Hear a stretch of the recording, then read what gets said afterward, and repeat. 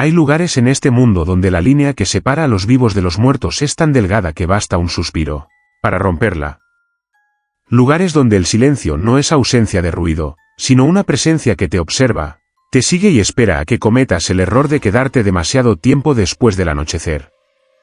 Los cementerios son archivos de vidas pasadas, bibliotecas de huesos y recuerdos, pero a veces, lo que yace bajo la tierra se niega a permanecer quieto. Hoy no estás aquí para escuchar cuentos de hadas. Estás aquí porque sientes curiosidad por lo prohibido, por aquello que la lógica no puede explicar y que la ciencia teme investigar. Acompáñame en este recorrido a través de 10 relatos reales, testimonios de sacerdotes, vigilantes y testigos que desearían no haber visto lo que vieron. Desde tumbas que se mueven solas hasta lamentos que surgen de la nada. Apaga la luz, acomódate y prepárate, porque una vez que entremos en estos campos santos, no habrá vuelta atrás. Bienvenidos a la verdadera oscuridad. Historia 1. El féretro que apareció fuera de su nicho en Baja California. El calor en Baja California no perdona, ni siquiera cuando el sol se ha ocultado. La tierra retiene el fuego del día y lo exhala durante la noche, creando una atmósfera sofocante, pesada, casi irrespirable. Para don Rogelio, el velador del cementerio municipal, aquellas noches de verano eran una prueba de resistencia.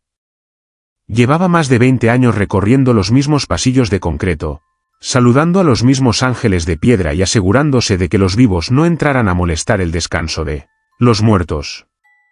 Rogelio era un hombre de pocas palabras, escéptico por naturaleza y endurecido por el oficio. Había visto borrachos saltar la barda. Había ahuyentado a jóvenes buscando emociones fuertes y había lidiado con saqueadores de tumbas. Para él, los muertos eran los inquilinos más tranquilos. O al menos, eso creía hasta la madrugada del 14 de agosto. Aquella noche, la luna estaba oculta tras una densa capa de nubes, dejando al cementerio sumido en una oscuridad casi absoluta, rota únicamente por el haz amarillento de la linterna de Rogelio. Su ronda habitual comenzaba en la sección antigua, donde los mausoleos de las familias fundadoras se alzaban como pequeñas catedrales góticas, y terminaba en la zona de los nichos, una pared inmensa de concreto que albergaba cientos de historias terminadas. Todo parecía estar en orden. El silencio era total, interrumpido solo por el canto lejano de algún grillo y el crujir de sus propias botas sobre la grava seca. Sin embargo, al acercarse al sector 4, donde se encontraban los nichos más recientes, Rogelio notó algo extraño en el aire. No era un olor a descomposición, algo a lo que ya estaba acostumbrado, sino un olor metálico, como a cobre o sangre fresca, mezclado con la humedad de la tierra removida. Se detuvo en seco, aguzando el oído. Nada. Solo el viento caliente que levantaba pequeños remolinos de polvo. Continuó su camino, convencido de que su mente le jugaba una mala pasada por el cansancio. Pero al girar la esquina del pabellón, la luz de su linterna reveló algo que hizo que se le helara la sangre en las venas, a pesar del calor infernal. Allí, en medio del pasillo de tierra compactada, yacía un féretro. No era un ataúd viejo ni olvidado. Era un féretro de madera fina, barnizado en caoba oscuro, con herrajes dorados que brillaban siniestramente bajo la luz artificial. Rogelio se quedó paralizado. Conocía ese ataúd. Lo había visto ser ingresado en su nicho apenas 2 días atrás. Pertenecía a un hombre joven, fallecido en circunstancias trágicas que la familia había preferido no divulgar. El velador recordaba perfectamente cómo los albañiles habían sellado la lápida de mármol y cómo la familia había colocado docenas de flores frente a ella. Con el corazón golpeándole las costillas como un martillo, Rogelio alzó la linterna hacia la pared de nichos, buscando el hueco correspondiente. Lo que vio desafiaba toda lógica. La lápida de mármol estaba intacta. El cemento que la sellaba no tenía ni una sola grieta. Las flores, aunque marchitas por el calor, seguían en su lugar, sin haber sido perturbadas. Rogelio sintió un vértigo nauseabundo. Si la lápida estaba sellada, ¿cómo demonios había salido el ataúd? Caminó lentamente hacia el féretro, con la mano temblorosa sobre su macana, como si un pedazo de madera pudiera defenderlo de lo sobrenatural. Al acercarse, notó que el ataúd no tenía marcas de haber sido forzado. No había rasguños, ni golpes. Estaba impecable, posado suavemente sobre el suelo, a unos 5 metros de distancia de su lugar de descanso original. El hombre intentó buscar una explicación racional. ¿Quizás se equivocó de nicho? ¿Quizás dejaron el ataúd fuera por error y pusieron la lápida en un nicho vacío? Imposible.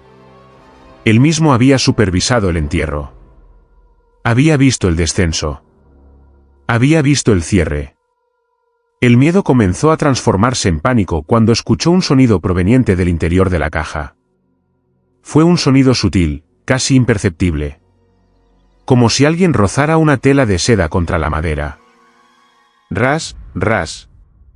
Rogelio retrocedió un paso, tropezando con sus propios pies. El sonido se detuvo. El velador, impulsado por una mezcla de terror y deber, se acercó de nuevo. Necesitaba saber. Si había alguien vivo ahí dentro, si había sido un error cataléptico, tenía que actuar. «Hola», susurró, sintiéndose estúpido por hablarle a una caja de madera en la mitad de la noche. Nadie respondió. Pero entonces, el féretro se movió. No fue un movimiento brusco.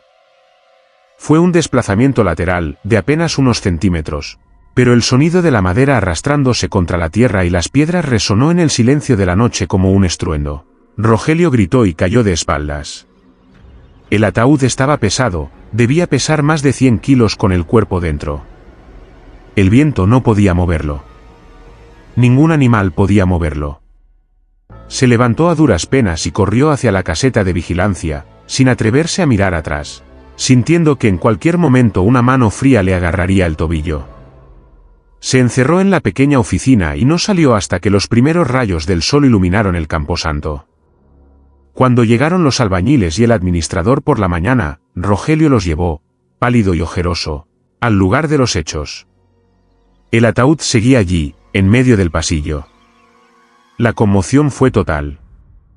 Tuvieron que llamar a las autoridades y a la familia. Cuando abrieron el nicho, rompiendo la lápida que seguía perfectamente sellada, lo encontraron vacío. No había túneles, no había doble fondo. El nicho estaba limpio. Y cuando abrieron el féretro que estaba en el pasillo, el cuerpo del joven estaba allí, con las manos cruzadas sobre el pecho, pero con una expresión en el rostro que Rogelio jamás olvidaría. Una mueca de absoluto terror y los ojos abiertos de par en par, mirando hacia la nada. Nadie pudo explicar cómo el cuerpo y su ataúd atravesaron una pared de concreto sólido sin romperla. Esa noche, Rogelio presentó su renuncia. Dice que, a veces, cuando pasa cerca del cementerio, todavía puede escuchar el sonido de la madera arrastrándose, buscando el camino de regreso a casa, o quizás, buscando escapar de algo que habita en la oscuridad de ese nicho. Si esta historia te ha provocado un escalofrío y quieres conocer más secretos que los cementerios guardan celosamente, suscríbete ahora mismo al canal y dale like a este vídeo. Tu apoyo es la única luz que tenemos en esta oscuridad. Historia 2. La voz que rezaba junto al sacerdote en Texas. El padre Thomas era un hombre de fe inquebrantable, o al menos eso le gustaba pensar. Su parroquia, ubicada en un pequeño pueblo rural en el oeste de Texas, tenía bajo su custodia un cementerio que databa de finales del siglo XIX. Era un lugar de descanso para pioneros, soldados y familias olvidadas por el tiempo. El lugar tenía un aire de melancolía perpetua, con sus lápidas inclinadas y la hierba alta que se mecía con el viento seco de las llanuras. Thomas tenía la costumbre de caminar por el cementerio al atardecer, rezando el rosario por las almas de aquellos que ya no tenían a nadie que pidiera por ellos. Era su penitencia personal, su forma de conectar con lo divino en medio de la soledad. Una tarde de noviembre, el cielo se tornó de un color violeta profundo, anunciando la llegada inminente de la noche. El aire se enfrió rápidamente, algo común en el desierto. El padre Thomas se ajustó su abrigo y decidió rezar un último misterio frente a la tumba de un desconocido, una cruz de madera sin nombre que siempre le había causado una profunda tristeza. Se arrodilló sobre la tierra dura y comenzó a recitar el Padre Nuestro en latín, como prefería hacerlo en sus momentos de mayor intimidad espiritual. Pater noster, qui es in caelis, sanctificetur nomen tuum. Su voz grave resonaba suavemente entre las lápidas. Todo era paz. Pero al llegar a la mitad de la oración, Thomas notó algo. Un eco. Al principio pensó que era su propia voz rebotando contra los muros de piedra de la capilla cercana. Hizo una pausa breve para aclarar su garganta. El silencio volvió a reinar. Continuó. Adveniat regnum tuum, fiat voluntas tua. Y ahí estaba de nuevo. Pero esta vez, el sacerdote se dio cuenta de que no era un eco. Un eco es una repetición exacta, un sonido que se desvanece. Esto era diferente. Era una voz distinta. Una voz que no iba detrás de la suya, sino que la acompañaba, casi al unísono, pero con un tono que helaba la sangre. Era una voz rasposa, seca, como el sonido de hojas muertas siendo aplastadas, pero al mismo tiempo tenía una profundidad gutural, inhumana. El padre Thomas sintió que se le erizaba el vello de la nuca. Intentó convencerse de que era el viento, o quizás algún feligrés que se había acercado sin que él lo notara. Sin dejar de arrodillarse, giró la cabeza lentamente hacia la izquierda, luego hacia la derecha. No había nadie. El cementerio estaba desierto. Las sombras de las lápidas se alargaban como dedos negros sobre la tierra. Decidió continuar, alzando un poco la voz para imponer su presencia y ahuyentar su propio miedo. Sicut in caelo et in terra. La otra voz también subió de volumen. Y ahora, Thomas podía sentirla físicamente. No venía de lejos. No venía de la capilla. La voz provenía de justo detrás de su oreja derecha. Tan cerca que podía sentir un aliento gélido, un vaho con olor a tierra húmeda y flores podridas que le golpeaba el cuello con cada sílaba. Panem nostrum quotidianum da nobis hodie. El sacerdote cerró los ojos con fuerza, sus manos apretando el rosario hasta que los nudillos se pusieron blancos. El terror se apoderó de él. Quería levantarse y correr, pero sus piernas no respondían, clavadas al suelo por una fuerza invisible.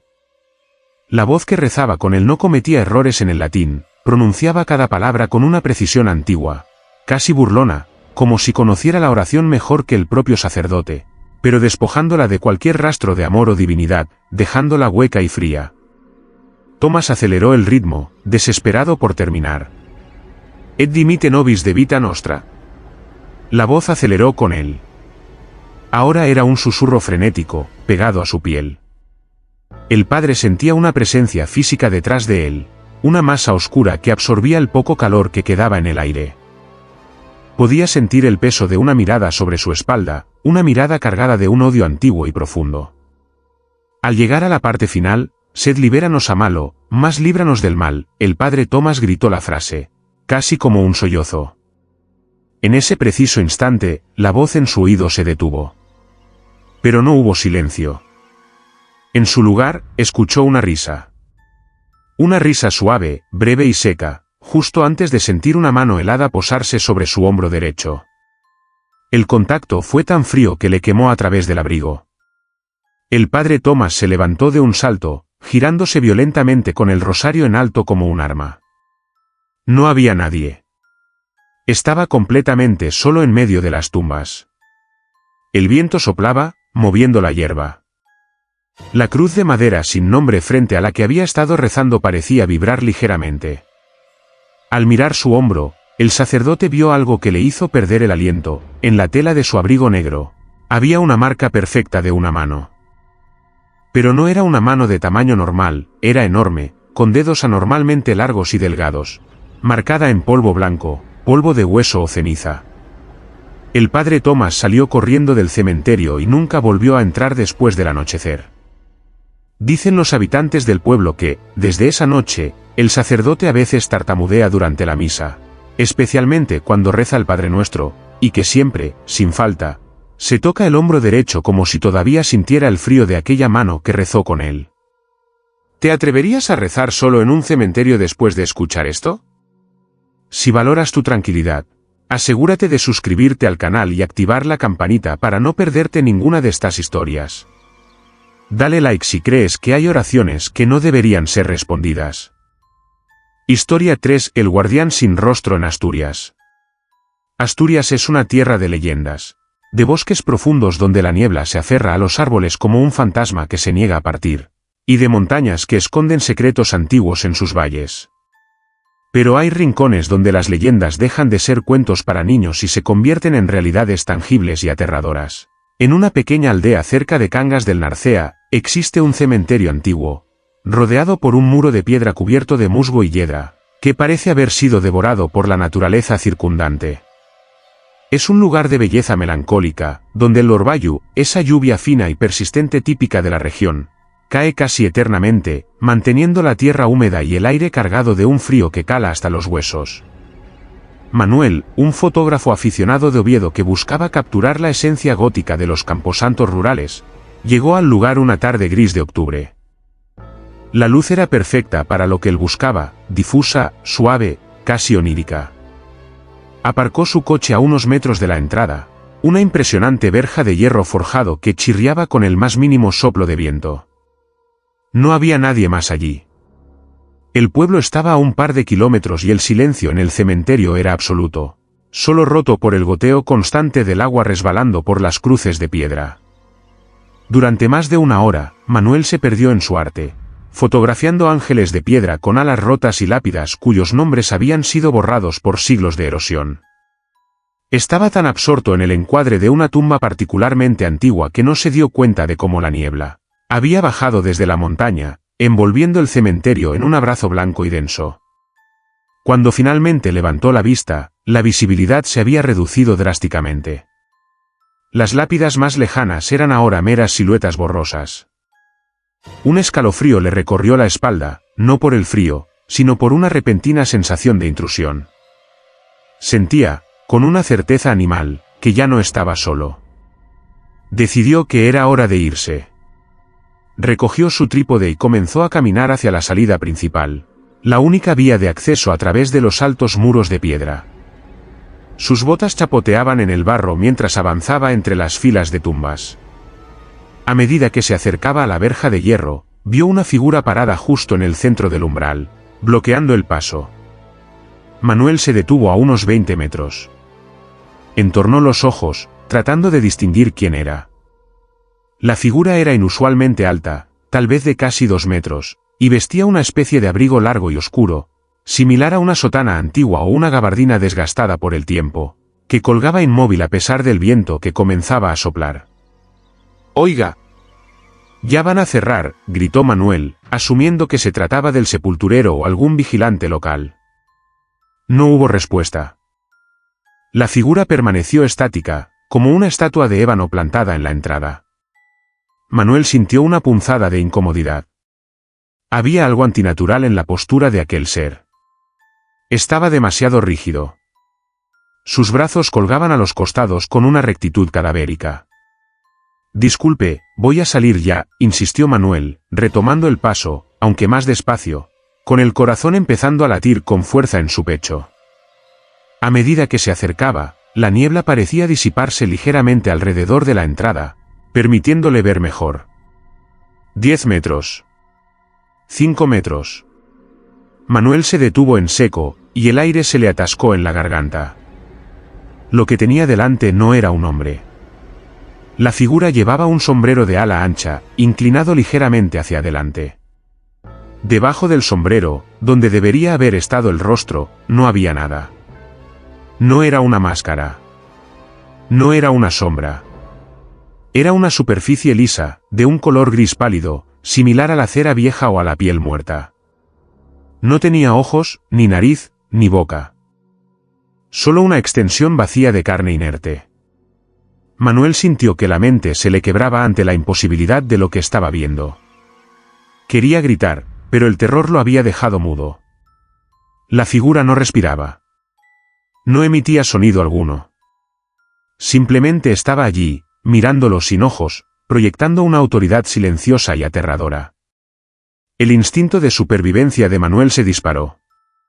No podía salir por la puerta principal. Esa cosa estaba bloqueando el camino y su sola presencia irradiaba una energía malévola. Una advertencia de que acercarse más sería fatal. Manuel retrocedió lentamente, paso a paso, sin darle la espalda al guardián sin rostro. La figura no se movió, pero Manuel sintió una presión en su cabeza, un zumbido agudo, como si la entidad estuviera invadiendo sus pensamientos. Giró y corrió hacia la parte trasera del cementerio, buscando desesperadamente otra salida. Sabía que los muros eran altos, pero el pánico le daba fuerzas. Encontró una sección donde el muro se había derrumbado parcialmente debido a las raíces de un viejo roble. Trepó desesperado, rasgándose la ropa y las manos con las piedras afiladas y las zarzas. Al llegar a la cima del muro, se atrevió a mirar hacia atrás una última vez hacia la entrada principal.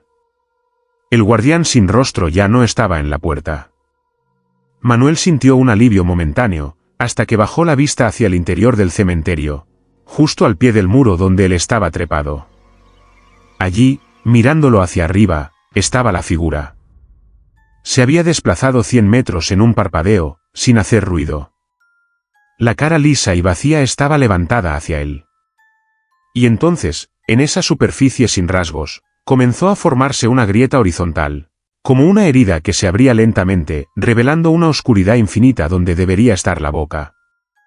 Manuel saltó hacia el otro lado, cayendo mal y torciéndose el tobillo, pero no le importó. Cojeó y corrió hasta su coche, arrancó el motor y salió de allí a toda velocidad, casi chocando en las curvas de la carretera de montaña. Nunca reveló las fotos que tomó ese día. Quemó los negativos. Pero dicen que, en las noches de niebla en Asturias, si pasas cerca de ese cementerio, puedes ver una figura alta esperando en la puerta, vigilando que nadie salga, o quizás esperando a que alguien entre para siempre. Si alguna vez ves una figura quieta a lo lejos que no parece tener rostro, no te acerques para comprobarlo. Corre. Y antes de irte, asegúrate de suscribirte al canal y dejar tu like. Es la única forma de mantener a los guardianes al otro lado de la pantalla. Historia 4. Los lamentos en cadena en Yucatán. La península de Yucatán es un lugar donde el mundo de los vivos convive estrechamente con el de los muertos. La tradición del Analpixán es una prueba de respeto y amor, pero hay cementerios antiguos, perdidos entre la selva baja y el calor sofocante, que guardan historias que los locales prefieren no contar. Cerca de un pequeño poblado en el interior del estado, existe un panteón singular.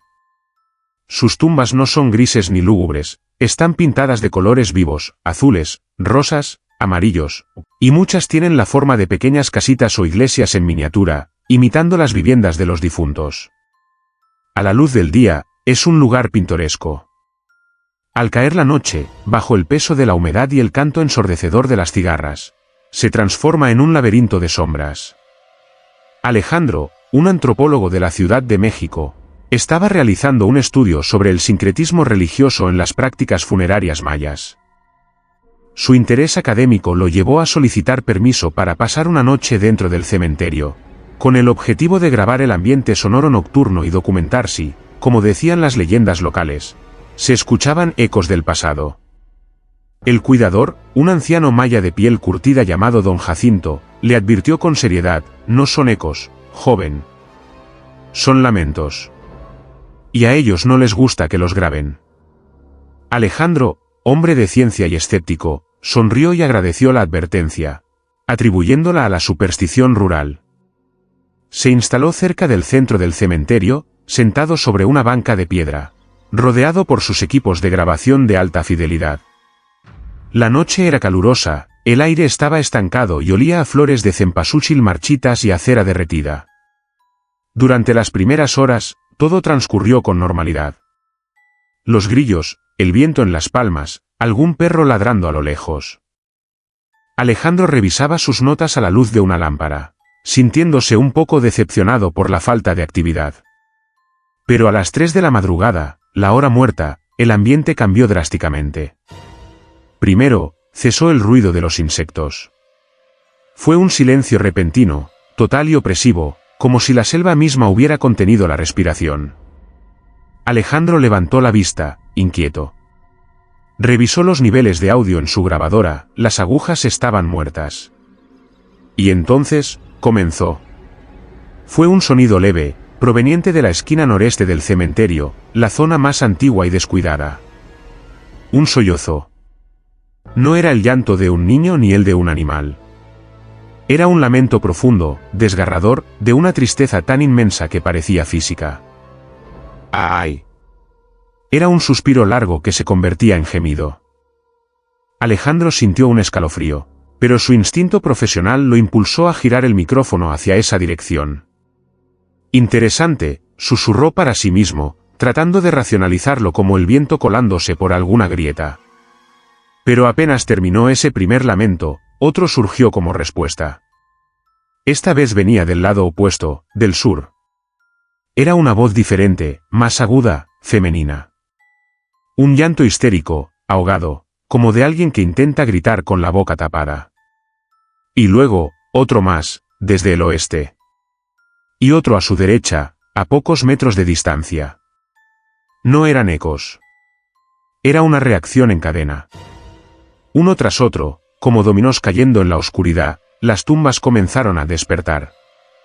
Los lamentos surgían de la tierra, de los mausoleos de colores, de las cruces de madera. En cuestión de minutos, Alejandro se encontró en medio de una cacofonía de sufrimiento.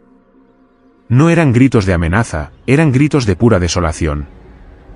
Escuchaba voces de ancianos tosiendo y llorando, voces de hombres pidiendo perdón, y lo peor de todo, voces de niños llamando a sus madres. El antropólogo se tapó los oídos, pero el sonido parecía penetrar su cráneo, vibrando dentro de su cabeza. La grabadora marcaba niveles en rojo, saturándose por la intensidad del volumen. Lo más aterrador no era solo el ruido, sino la sincronización. Los lamentos subían y bajaban en oleadas, como un coro macabro dirigido por una batuta invisible. Cuando un sector del cementerio callaba para tomar aire, el otro gritaba más fuerte, creando un muro de sonido ininterrumpido. Alejandro intentó recoger sus cosas, con las manos temblando violentamente. Tengo que salir, se repetía. Pero al ponerse de pie, se dio cuenta de algo que lo paralizó. Los lamentos se estaban moviendo. Ya no venían de las tumbas distantes. Las fuentes de sonido se estaban acercando hacia él, convergiendo en el centro. Escuchaba pasos arrastrados, el crujir de la grava, acompañando a los llantos. Podía distinguir palabras entre los sollozos ahora, susurradas justo al límite de su visión periférica: ayúdame, hace frío, no me dejes solo, sácame de aquí. El círculo se cerraba. Alejandro encendió su linterna y barrió el área desesperadamente. El haz de luz cortaba la oscuridad, iluminando las coloridas casitas de los muertos, pero no veía a nadie. Sin embargo, el polvo del suelo se levantaba como si decenas de pies invisibles estuvieran corriendo hacia él. Los lamentos se volvieron ensordecedores, violentos, transformándose en alaridos de rabia. Alejandro abandonó el equipo. Dejó la grabadora, el micrófono, sus notas. Corrió hacia la puerta principal con una velocidad que no sabía que poseía, sintiendo como manos invisibles le rozaban la ropa, como dedos fríos intentaban agarrar sus tobillos. Los gritos lo persiguieron hasta la salida, una marea de angustia que intentaba arrastrarlo hacia abajo, hacia la tierra. Al cruzar el arco de entrada y salir a la carretera, los lamentos cesaron de golpe. El silencio de la selva regresó instantáneamente, como si alguien hubiera apagado un interruptor. Alejandro cayó de rodillas en el asfalto, jadeando, bañado en sudor frío. Don Jacinto, el cuidador, estaba allí, sentado en su banquito de madera, fumando tranquilamente un cigarro de hoja. Lo miró sin sorpresa, con una tristeza infinita en los ojos. Le dije que no les gusta que los graben, murmuró el anciano. Ellos lloran porque saben que nadie los escucha, pero cuando alguien los escucha, quieren que te quedes con ellos para siempre. Alejandro nunca regresó por su equipo. Se dice que si vas a ese cementerio en Yucatán y encuentras una grabadora vieja tirada entre la maleza, no deberías darle play. Hay sonidos que, una vez escuchados, nunca dejan de sonar en tu cabeza. ¿Te imaginas escuchar el dolor de cientos de almas al mismo tiempo? Si esta historia te ha dejado con el corazón acelerado, suscríbete al canal ahora mismo y dale like. No dejes que los lamentos te sigan hasta tu casa. Historia 5: La tumba que ardió sin fuego en California. California es conocida por su sol dorado, sus playas y, lamentablemente, por sus devastadores incendios. La temporada de los vientos de Santa Ana es temida por todos, el aire se vuelve seco, caliente y cargado de electricidad estática, convirtiendo la vegetación en yesca lista para arder.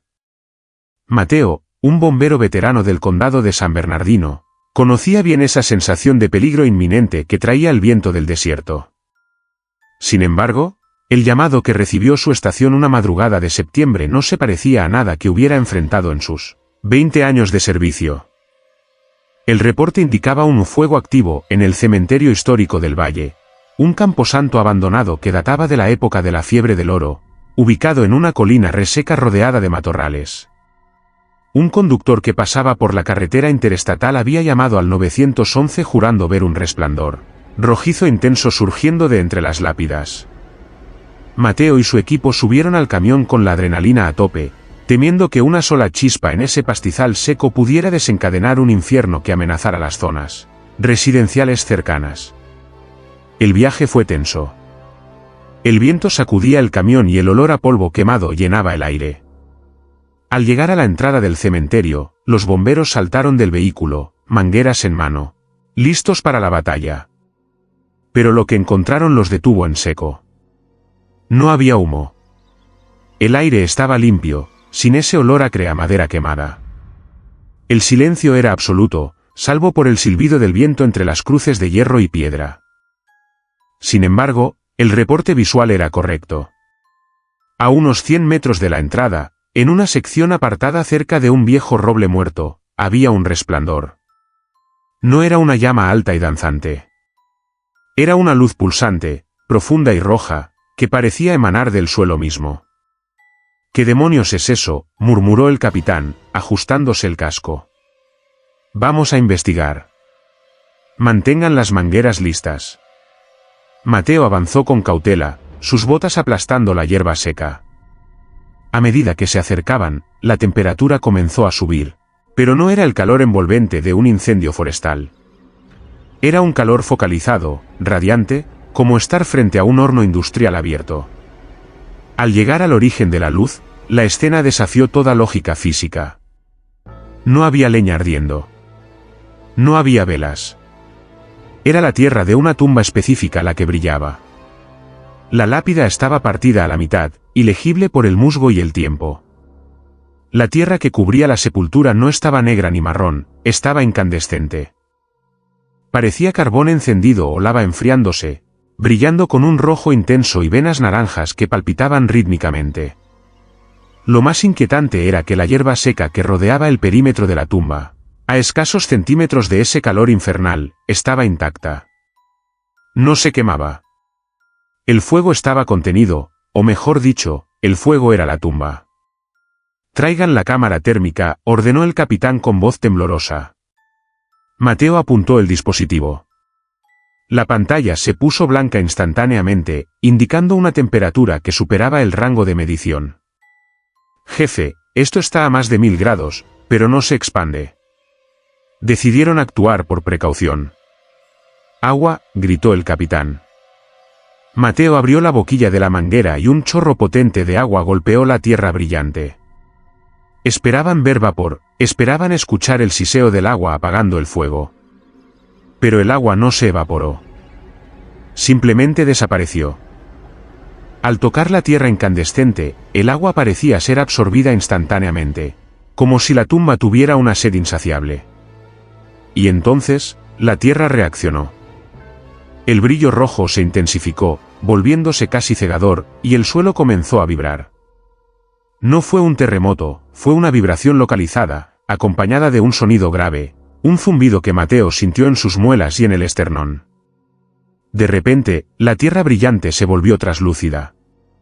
Por un segundo, Mateo juró que ya no estaba mirando suelo, sino una ventana hacia abajo, hacia una profundidad que no debería existir en una tumba de 2 metros.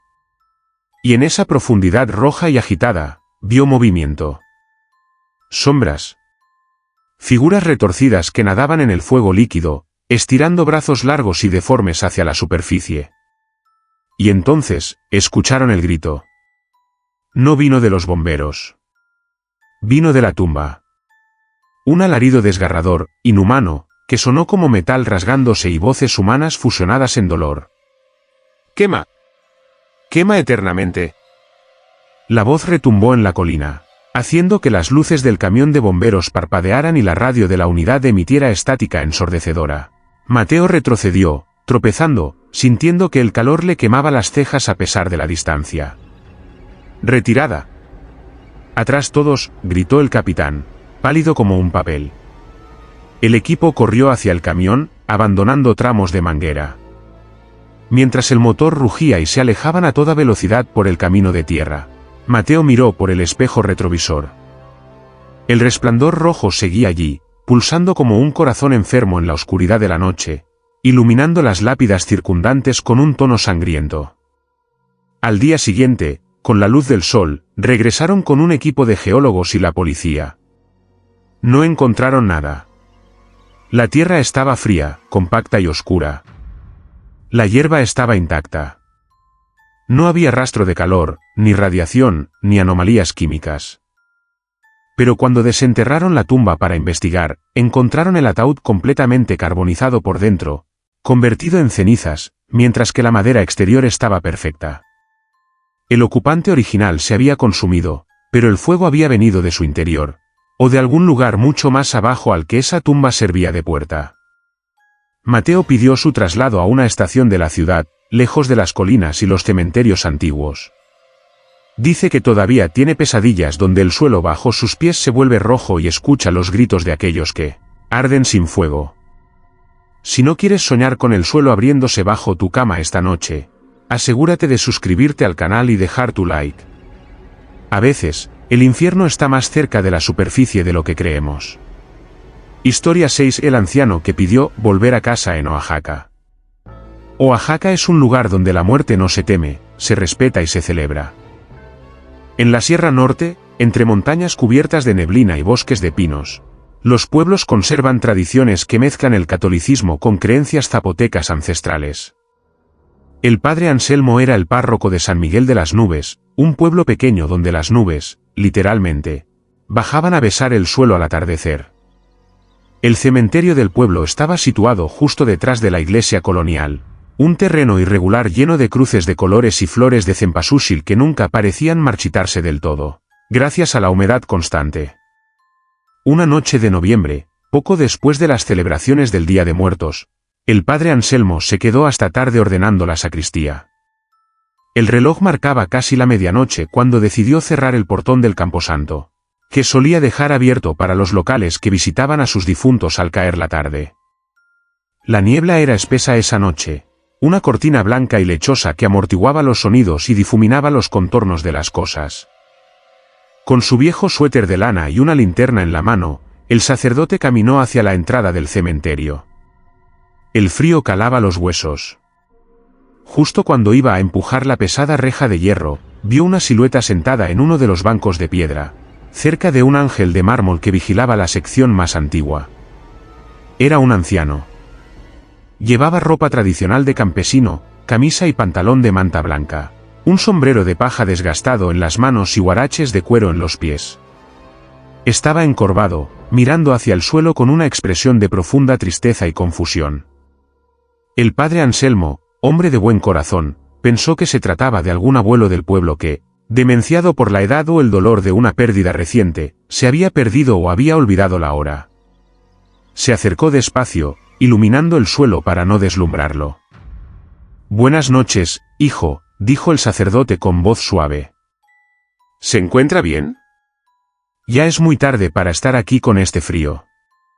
El anciano levantó la vista lentamente. Tenía el rostro surcado por arrugas profundas, como los cañones de la sierra, y unos ojos oscuros, húmedos, que reflejaban una desorientación angustiante. «Padre», murmuró el anciano con voz ronca y débil. «No encuentro mi casa. He estado caminando, pero todo ha cambiado. No encuentro el camino». Anselmo sintió compasión. «¿Cómo se llama usted?» «Quizás yo pueda ayudarle a llegar». «¿Soy Evaristo?» «Evaristo Morales», respondió el hombre. «Mi casa está cerca del viejo encino, bajando la loma, donde pasa el arroyo». El sacerdote frunció el ceño.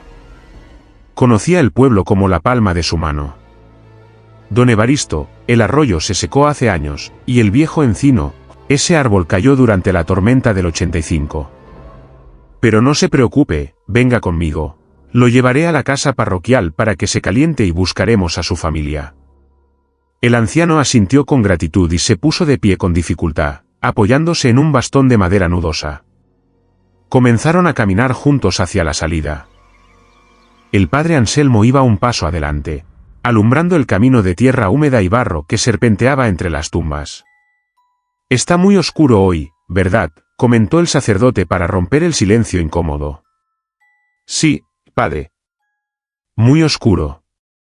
«Llevo mucho tiempo en la oscuridad», respondió Evaristo con un tono que hizo que al cura se le erizara la piel de la nuca. Siguieron caminando. El sonido de las botas del sacerdote chapoteando en el barro era claro y rítmico, chof, chof, chof. Pero entonces, Anselmo se dio cuenta de algo. Solo escuchaba sus propios pasos.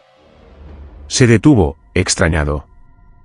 El anciano caminaba a su lado, podía verlo por el rabillo del ojo. Podía ver sus guaraches moverse, pisando el mismo barro blando que él. Sin embargo, no había sonido de pisadas.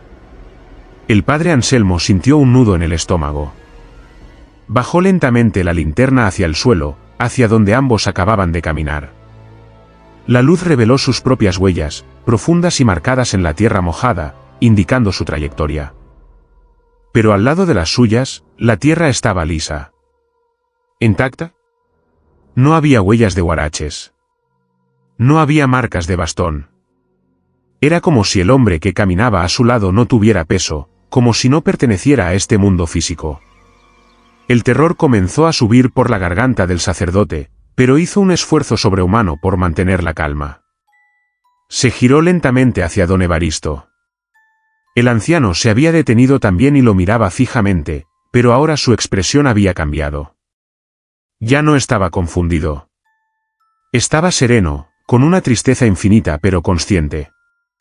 «Padre», dijo Evaristo, y su voz ahora sonaba como el viento entre las hojas secas, lejana y hueca. «¿Por qué no dejó huella, padre? ¿Ya no soy de aquí?» Anselmo tembló, aferrándose a su crucifijo. «Don Evaristo, creo que su casa ya no está en el pueblo. Creo que su casa está aquí». Señaló suavemente hacia las tumbas.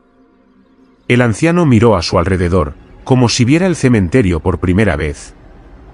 Una lágrima solitaria rodó por su mejilla y se evaporó antes de tocar el suelo. «Ah», suspiró. «Ya recuerdo. Me cansé de esperar. Solo quería ir a casa».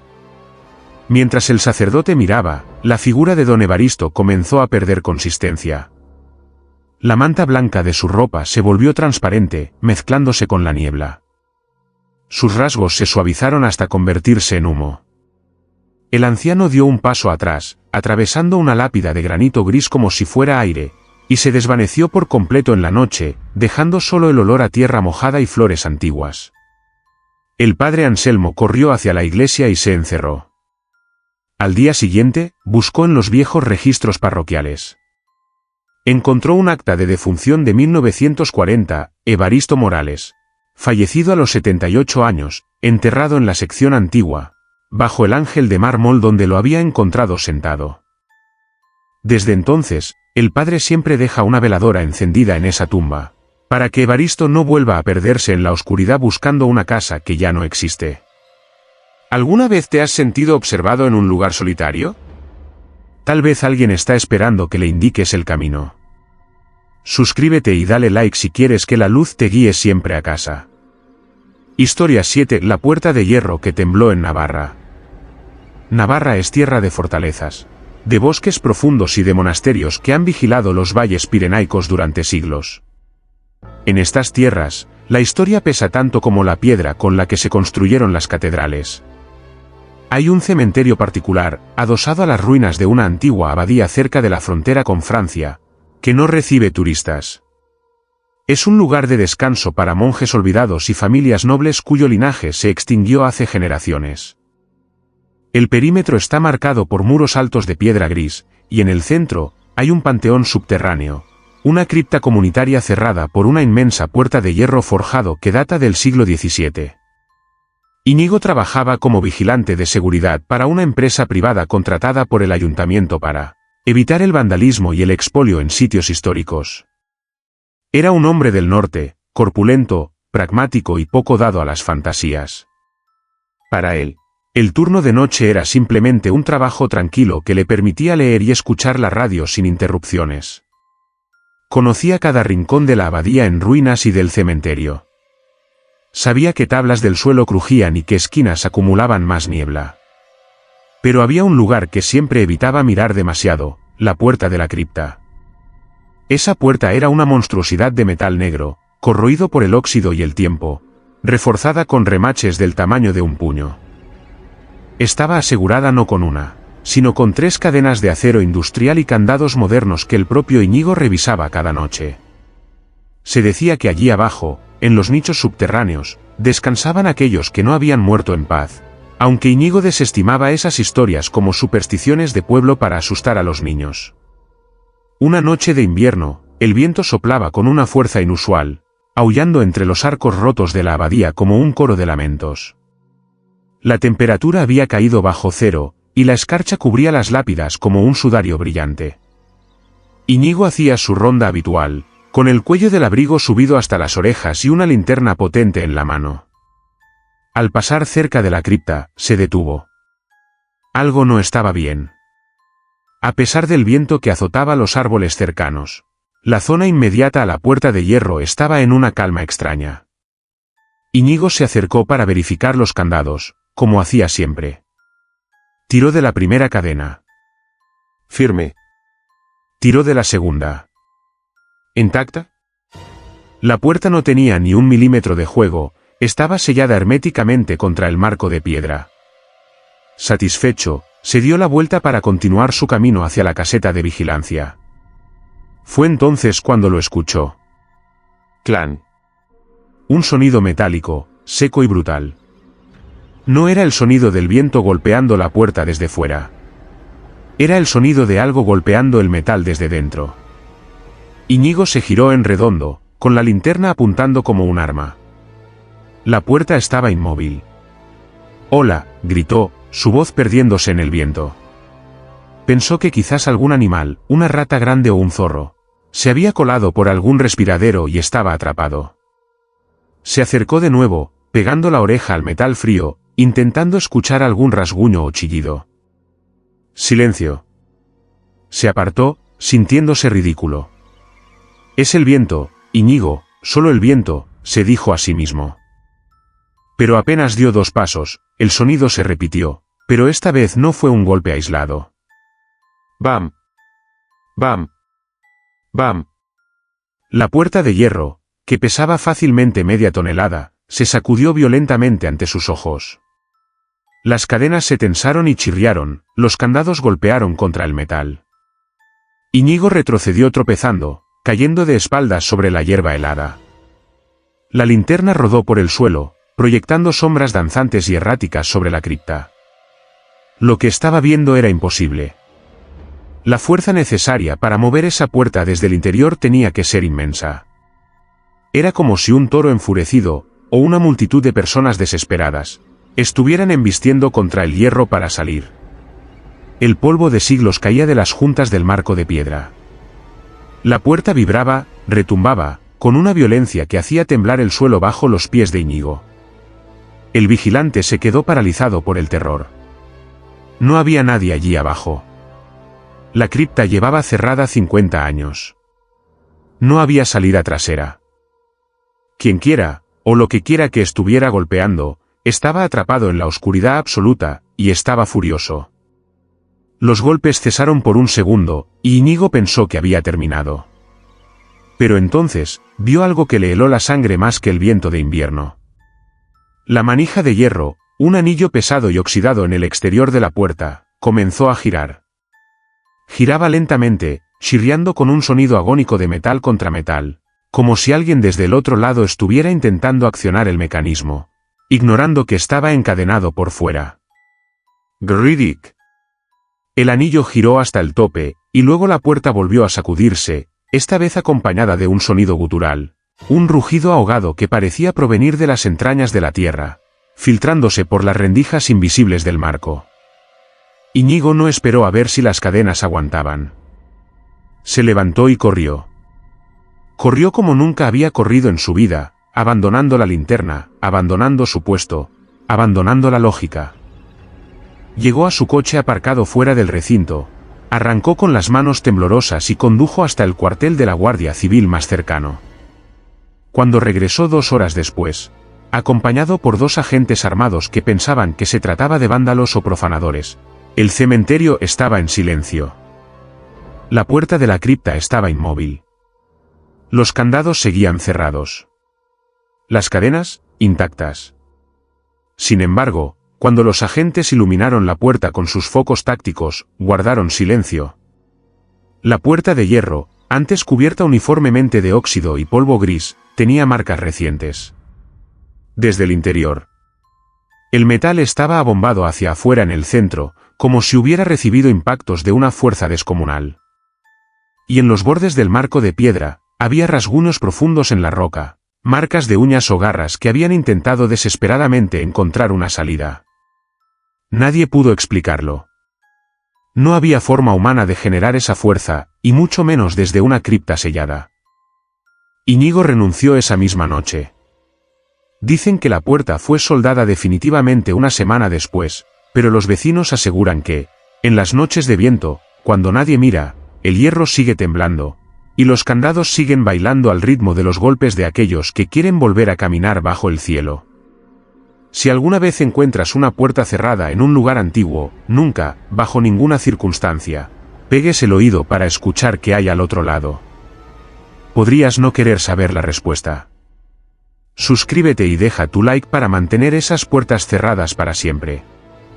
Historia 8. El suspiro helado en un cementerio de Coahuila. El desierto de Coahuila es un lugar de extremos. Bajo el sol, es un horno que calcina la piel y seca la garganta. De noche, aunque la temperatura baja, el calor residual de la tierra mantiene el ambiente sofocante, seco y polvoriento. No es un lugar para los débiles. El cementerio de un pequeño pueblo minero, abandonado a medias tras el cierre de la veta de carbón, era un testimonio de la dureza de esa vida. Tumbas sencillas, cruces de madera blanqueadas por el sol y montículos de piedras para evitar que los coyotes escarbaran. El padre Gabriel, un sacerdote joven recién asignado a la región, todavía no se acostumbraba al clima brutal. Esa noche de julio, el calor era insoportable. Incluso a las 2 de la mañana, el termómetro marcaba más de 30 grados.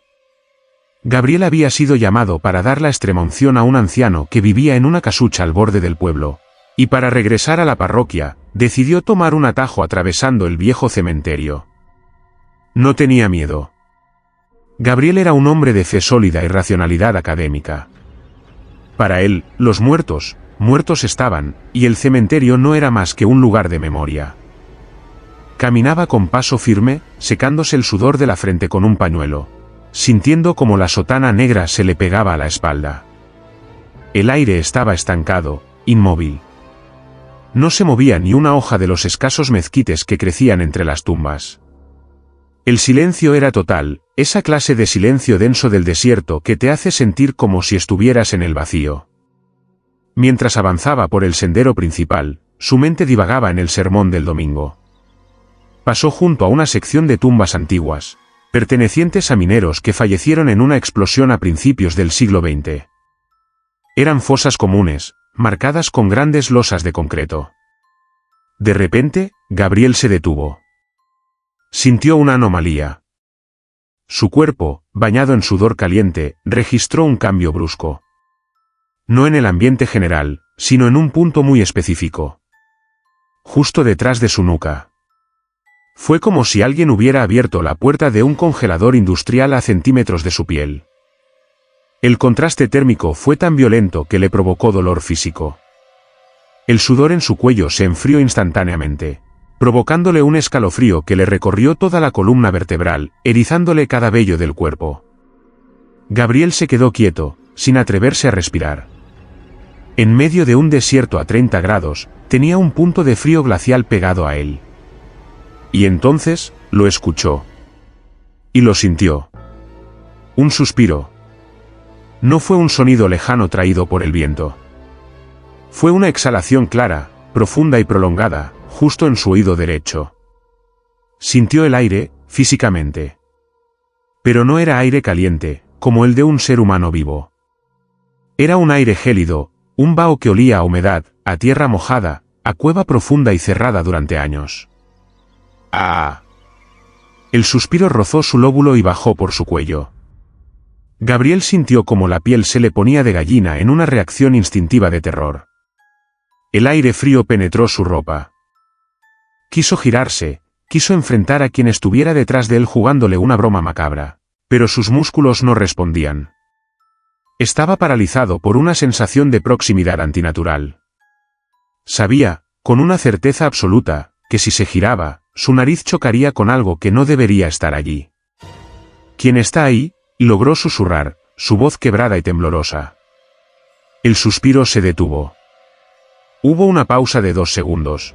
2 segundos eternos donde el corazón de Gabriel golpeaba contra sus costillas como un pájaro enjaulado. Y luego, el suspiro se repitió. Pero esta vez, no fue solo aire. El padre Gabriel sintió unos labios. Unos labios fríos, secos y agrietados rozaron la piel sensible detrás de su oreja, enviando una descarga eléctrica de pánico a su cerebro. Y junto con el roce, un susurro ininteligible, una serie de sílabas rápidas y guturales habladas en un tono tan bajo que parecía vibrar dentro de su propio cráneo más que en el aire. No entendió las palabras, pero entendió la intención, era una súplica desesperada, cargada de una angustia infinita. Gabriel cerró los ojos con fuerza y comenzó a rezar en voz alta, gritando casi, para romper el hechizo. Padre nuestro que estás en los cielos. Se giró violentamente, lanzando un manotazo al aire detrás de él, esperando golpear a un agresor. Su mano cortó el aire vacío. No había nadie. Estaba solo en el sendero. La luna iluminaba el desierto con una claridad implacable, y no había donde esconderse. No había arbustos, no había muros cerca. Solo las losas de concreto de los mineros a sus pies. Sin embargo, el frío persistía.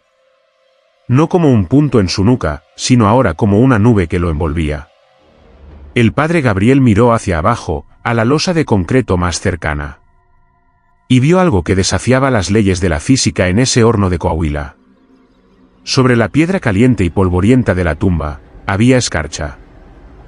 Una capa fina y blanca de hielo se estaba formando rápidamente sobre el nombre grabado en la piedra, extendiéndose como una mancha de moho blanco.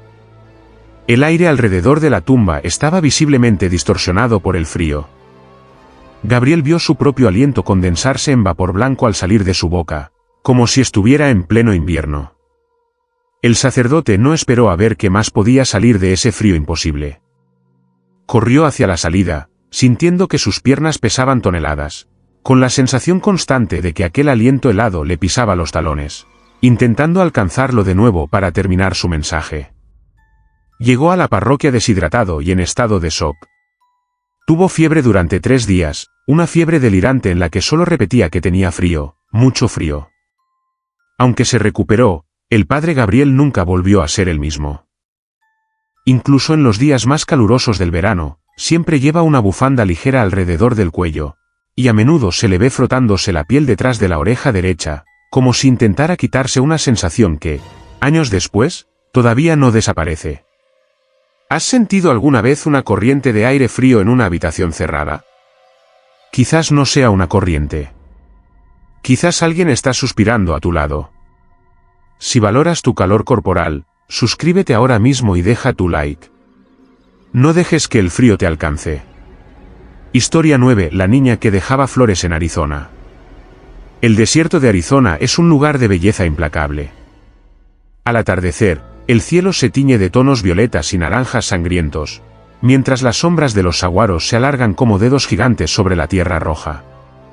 Pero cuando cae la noche, el desierto se vuelve un lugar hostil, silencioso y vasto. En un pequeño pueblo cerca de la frontera, existe un cementerio antiguo, un terreno cercado por alambre de púas oxidado donde el polvo lo cubre todo. Es un lugar donde el viento sopla sin obstáculos, silbando entre las lápidas erosionadas por la arena. El padre Julián, un hombre de 50 años con una fe templada por décadas de servicio en comunidades rurales, tenía la costumbre de cerrar el candado de la verja principal cada noche a las 8 en punto. No le gustaba dejar el camposanto abierto a los coyotes ni a los vándalos. Aquella tarde de martes, el calor había sido sofocante, y aunque el sol ya se había ocultado, la tierra seguía irradiando una temperatura que hacía sudar. Mientras se dirigía hacia la salida, con las llaves tintineando en su mano, algo captó su atención en la periferia de su visión. Un destello de color blanco inmaculado que contrastaba violentamente con los tonos ocres y grises del cementerio. Julián se detuvo y ajustó sus gafas. A unos 50 metros, en la sección oeste, donde se enterraba a los olvidados, aquellos que morían cruzando el desierto sin identificación, había alguien. Era una figura pequeña. Una niña. El sacerdote frunció el ceño. «Hola», llamó, pensando que quizás era la hija de algún feligrés que se había alejado demasiado de sus padres. «Pequeña, el cementerio ya va a cerrar». «¿Dónde están tus papás?». La niña no respondió. Estaba de espaldas a él, inmóvil. Llevaba un vestido blanco sencillo, de estilo antiguo, con encajes que parecían brillar bajo la luz de la luna creciente. Su cabello era largo y oscuro, cayendo en cascada sobre sus hombros. En su mano derecha, sostenía un pequeño ramo de flores silvestres amarillas, de esas que crecen a duras penas entre las rocas del desierto. Julián sintió una punzada de preocupación. No era hora ni lugar para una niña sola. El desierto de noche era peligroso, había serpientes, alacranes y cosas peores. «Hija, no puedes estar aquí», insistió, comenzando a caminar hacia ella con paso decidido. En el momento en que él dio el primer paso, ella comenzó a moverse. No corrió. No caminó rápido. Simplemente se desplazó entre las tumbas con una fluidez extraña, como si sus pies no necesitaran tocar el suelo irregular. Julián aceleró el paso. «Espera. No te vayas para allá, está muy oscuro», gritó. La siguió a través del laberinto de lápidas. El terreno era traicionero, lleno de agujeros de roedores y piedras sueltas. Julián tropezó varias veces, jadeando por el esfuerzo y el calor, pero la niña siempre mantenía la misma distancia. 50 metros. Giraba en una esquina de un mausoleo, y cuando Julián llegaba allí, ella ya estaba al final del siguiente pasillo. Lo que inquietó al sacerdote no fue solo la persecución, sino el silencio. La niña no hacía ruido. No se escuchaban pasos, no se escuchaba el crujir de la grava, ni siquiera el roce de su vestido contra los matorrales secos. Era como perseguir a una proyección, a una imagen sin sustancia. «Por favor, detente», suplicó Julián, sintiendo un miedo irracional crecer en su pecho. Algo en la situación estaba mal. Muy mal. La niña finalmente se detuvo frente a una tumba solitaria, alejada de las demás, al pie de una colina rocosa. Se arrodilló lentamente y colocó las flores amarillas sobre la tierra. Julián, viendo su oportunidad, corrió los últimos metros. «Te tengo», exclamó, extendiendo la mano para tocar su hombro y asegurarse de que estaba bien. «Niña, me has dado un susto de muerte». Su mano atravesó el aire. Julián se frenó en seco, casi cayendo sobre la tumba. Parpadeó, incrédulo. No había nadie. La niña había desaparecido. No se había escondido detrás de la lápida, no había donde esconderse. El terreno era plano y abierto en todas direcciones. Simplemente, había dejado de existir en el momento en que él estuvo a punto de tocarla. El sacerdote giró sobre sus talones, barriendo el área con la mirada, con el corazón golpeándole en la garganta. «¿Hola? ¿Dónde te metiste?» Silencio. Solo el viento del desierto moviendo la arena. Julián bajó la vista hacia la tumba frente a la cual se había detenido. Era una lápida vieja, de piedra arenisca, casi borrada por el tiempo. Se arrodilló y encendió su encendedor para leer la inscripción. «Aquí descansa María Inés». 1925 a 1932. Un ángel que volvió al cielo demasiado pronto. El sacerdote sintió un frío glacial recorrerle la espalda. Un frío que nada tenía que ver con la temperatura del aire. Sobre la tierra seca de la tumba, justo debajo de la inscripción, había un ramo de flores amarillas. Estaban frescas. Vivas. Sus pétalos aún tenían el rocío de la vida, imposible en ese clima. Julián miró alrededor de las flores. El suelo estaba cubierto de una capa fina de polvo rojo, perfecta para registrar cualquier paso. Estaban sus propias huellas de botas, profundas y pesadas, marcando su llegada. Pero alrededor de las flores, la tierra estaba lisa. No había huellas de zapatos pequeños. No había marcas de rodillas. Las flores habían aparecido allí sin que nadie físico las hubiera puesto. El padre Julián se levantó temblando, hizo la señal de la cruz y se retiró caminando hacia atrás, sin atreverse a darle la espalda a esa tumba. Cerró el cementerio y no volvió a entrar de noche. Dicen los lugareños que María Inés se perdió en el desierto buscando flores para su madre hace casi 100 años, y que su espíritu sigue vagando, trayendo las flores que nunca pudo entregar, o quizás, dejándolas en su propia tumba como único consuelo en su eterna soledad. ¿Alguna vez has visto algo que desaparece justo cuando crees alcanzarlo? Si esta historia te ha dejado pensando en quién camina a tu lado en la oscuridad, suscríbete al canal y deja tu like. No dejes que los recuerdos se borren como huellas en la arena. Historia 10. El llanto desde una tumba vacía en Campeche. Campeche es una ciudad de murallas, de historias de piratas y de un calor húmedo que envuelve todo como una manta pesada. El cementerio principal de la ciudad es un laberinto de colores y sombras, donde la vegetación tropical lucha constantemente por reclamar el espacio de los muertos. Las raíces de los árboles levantan las losas y el musgo verde cubre las estatuas de ángeles y santos.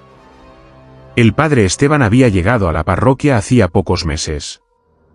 Era un hombre escéptico respecto a las leyendas locales, prefiriendo enfocarse en las necesidades tangibles de su comunidad. Sin embargo, había algo en el cementerio de San Román que le incomodaba profundamente. Específicamente, una sección nueva que se estaba construyendo en la parte trasera, destinada a futuras ampliaciones. En esa zona, había una serie de fosas preparadas.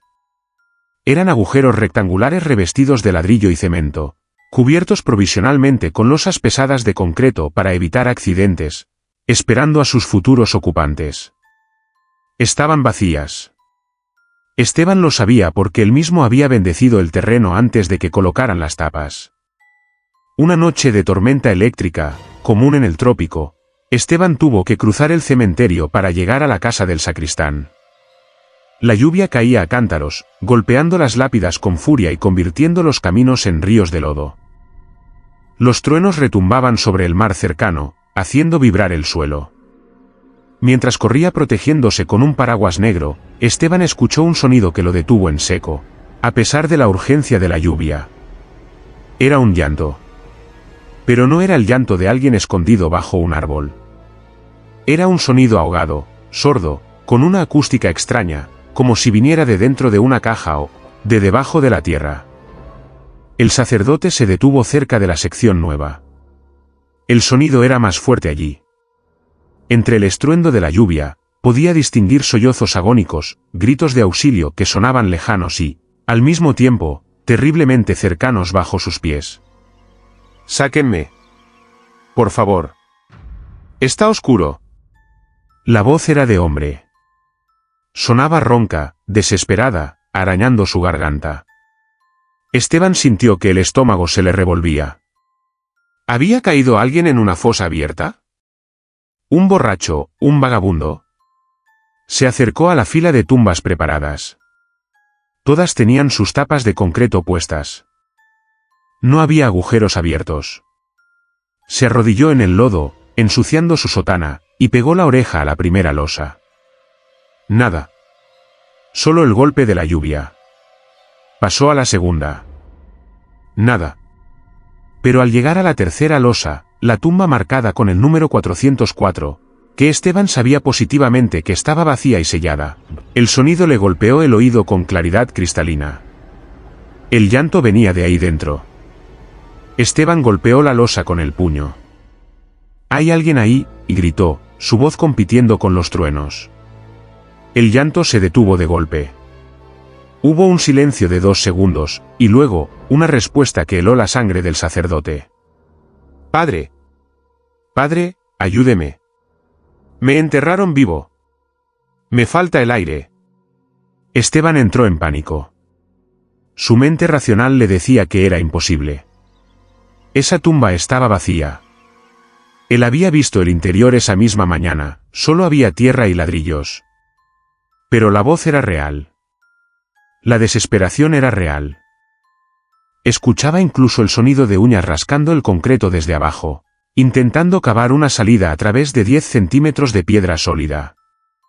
Ras, ras, ras. «¡Aguanta!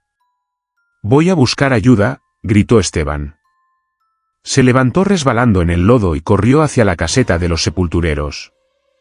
Golpeó la puerta hasta que don Lucho, el encargado, abrió medio dormido. «Lucho. Traiga la barreta. ¿Hay alguien en la 404? Alguien cayó dentro o lo encerraron», gritó el cura, histérico. Lucho lo miró con los ojos muy abiertos, pero no se movió con prisa. «Padre, la 404 está sellada con cemento. Nadie puede entrar ahí sin romper la tapa». «Le digo que lo escuché». «Está gritando», insistió Esteban, agarrando la barreta él mismo. Corrieron bajo la lluvia de vuelta a la tumba.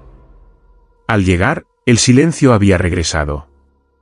Esteban, impulsado por la adrenalina, clavó la barreta en la junta de la losa y, con la ayuda de Lucho, hicieron palanca. La tapa de concreto cedió con un crujido y la deslizaron hacia un lado, dejando la boca de la fosa abierta a la noche tormentosa. Esteban alumbró el interior con la linterna de Lucho, esperando ver a un hombre herido, sucio y aterrorizado. El haz de luz iluminó el fondo de la fosa. Estaba vacía. Completamente vacía. El suelo de tierra estaba seco, la tumba era impermeable. No había huellas. No había marcas de uñas en las paredes de ladrillo. No había nadie. Solo una araña tejiendo su tela tranquilamente en una esquina. Esteban se dejó caer de rodillas, jadeando. «Pero, yo lo escuché cómo rascaba», balbuceó, sintiendo que perdía la cordura. Lucho se persignó y miró el agujero negro con respeto temeroso. «Padre», dijo en voz baja. «Esa tumba no tiene cuerpo, pero tiene dueño. La compró don Rodrigo, el prestamista, hace un mes. Dicen que es un hombre muy malo, que ha dejado a muchas familias en la calle». Esteban miró al sepulturero, sin entender. «A veces», continuó Lucho, «la tierra sabe lo que viene. La tumba está llorando porque no quiere recibirlo. O tal vez su alma ya está aquí, atrapada, esperando a que su cuerpo muera para reunirse en el infierno». En ese momento, desde el fondo del agujero vacío, donde la luz de la linterna mostraba claramente que no había nada, surgió un suspiro. Un suspiro largo, de resignación y dolor. Y luego, una risa suave. Esteban y Lucho taparon la tumba en tiempo récord y huyeron de allí. Al día siguiente, don Rodrigo murió de un infarto fulminante en su mansión. Cuando trajeron el cuerpo para enterrarlo en la 404, Esteban se negó a oficiar la ceremonia. Dicen que, hasta el día de hoy, si te acercas a esa tumba, no escuchas el silencio de la muerte, sino el sonido de alguien que araña la piedra desde adentro, tratando de escapar de un vacío que nunca se llena. Hay lugares que esperan con hambre. Hay destinos de los que no se puede escapar, ni siquiera antes de morir. Si estas historias te han hecho mirar 2 veces a la oscuridad de tu habitación, suscríbete al canal, activa la campanita y deja tu like. Recuerda, el miedo es solo la advertencia de lo que está por venir. Buenas noches.